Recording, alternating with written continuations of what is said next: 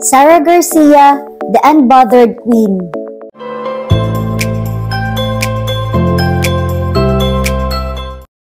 You can keep a good man down.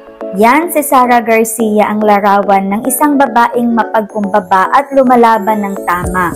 Sa pinagdadaanan niya sa relasyon nila ni Tanch, ay siya ang may karapatan na mag-rant at magpaawa pero never niya itong ginawa.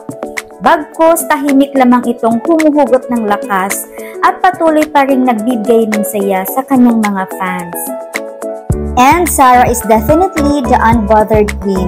Kahit ipinagsigawan ng auntie niyo na hindi na ito pinili, ngunit chill lang ito, masaya at nag-e-enjoy ang paglaki ng anak.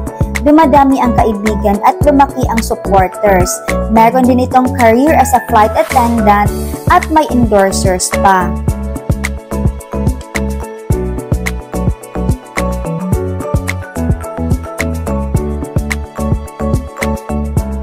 And since day one, never itong nagsalita ng masama sa kanyang ex. Kaya ito siguro ang dahilan kung bakit nagwawala ang auntie Tino dahil si Mami Potato ay hindi natitinag sa mga patutsada niya.